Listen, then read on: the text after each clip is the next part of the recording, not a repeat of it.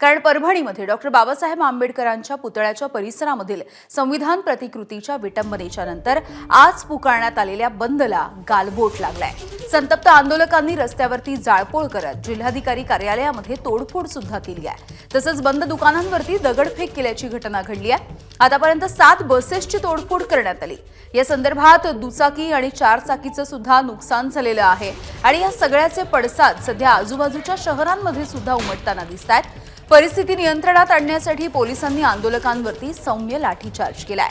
जिल्हाधिकारी कार्यालयामध्ये झालेल्या बैठकीच्या नंतर शांततेचं आवाहन करण्यात आलं होतं। या आवाहनाच्या नंतर महिलांचा संतप्त जमाव जिल्हाधिकारी कार्यालयामध्ये शिरला आणि त्यांनी कार्यालयामध्ये जाऊनही तोडफोड केली।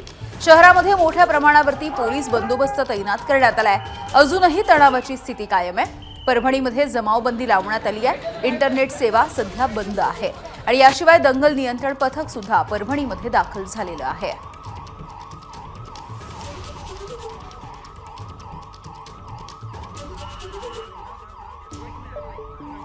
तर परभणीमध्ये कालपासून नेमकं काय काय घडलेलं आहे आपण हा संपूर्ण घटनाक्रम जाणून घेऊयात।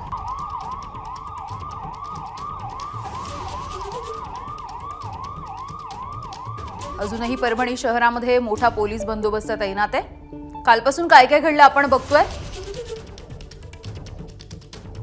जिल्हाधिकारी कार्यालयासमोर डॉक्टर बाबासाहेब आंबेडकरांच्या पुतळ्याच्या परिसरामध्ये असणारे जे संविधानाची प्रतिकृती होती, जे शिल्प होतं, त्या शिल्पाचं नुकसान करण्यात आलं। पुतळ्यासमोरील संविधान प्रतिकृतीची काच मनोरुग्णानं फोडली। मनोरुग्णाच्या हल्ल्यामध्ये संविधान पुस्तिकेच्या शिल्पाचं नुकसान झालंय। परभणीत घडलेलं कृत्य हे काम माथे फिरून केलेलं आहे। तो ठार वेडा आहे। सर्व परभणीकरांना याची कल्पना सुद्धा आहे। त्याला अटक करण्यात आलेली आहे। संविधान आपल्या सर्वांसाठी सर्वतोपरी आहे, सर्वोच्च आहे। आपल्या तुम्हा सर्वांना संविधानाविषयी नितांत आदर सुद्धा आहे। पण कायदा हाती घेत सामाजिक सलोखा बिघडेल अशी कोणतीही कृती होणार नाही याची आपण सर्वांनी काळजी घ्यावी। स्वतः माननीय मुख्यमंत्री महोदय देवेंद्रजी हे सर्व परिस्थितीवर लक्ष ठेवून आहेत। काल परभणी शहरात घडलेली घटना अत्यंत निंदनीय आहे। मी त्या घटनेचा निषेध करते। पोलीस प्रशासनाने देखील त्या व्यक्तीला तात्काळ अटक केलेली आहे। मी सर्वांना विनंती करते की सर्वांनी शांतता राखा, संयम बाळगा।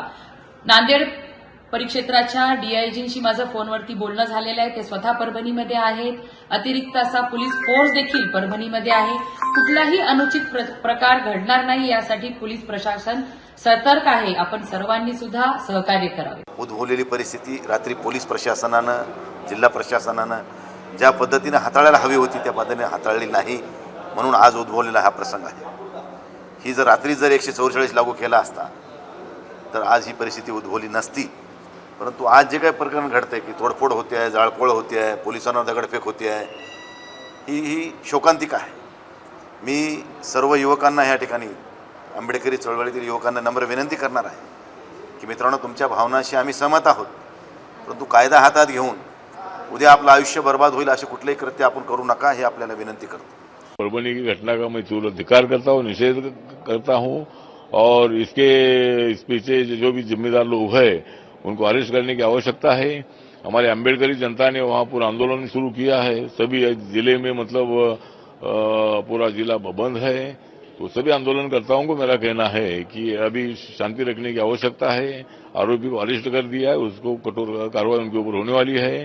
तो सभी लोगों ने शांति रखनी चाहिए, ऐसा मैं अपील करता हूँ और ये घटना का तीव्र निषेध करता हूँ। प्रकार घडलाय तो या देशातला अत्यंत दुर्दैवी आहे की संविधानाचा अपमान करणं म्हणजे माझ्या मते राष्ट्रद्रोह आहे आणि असा राष्ट्रद्रोह करणाऱ्या माणसाविरुद्ध राष्ट्रद्रोहाचा गुन्हा झाला पाहिजे। पण दुर्दैवाने पोलिसांनी ते झाल्यानंतर जमावाने त्या माणसाला पकडून दिलं तरी त्याच्यावरती योग्य प्रकारची कारवाई केली नाही आणि त्यामुळे आज आपण पाहतो की जमाव हिंसक झालेला आहे। एबीपी माझा, उघडा डोळे बघा नीट।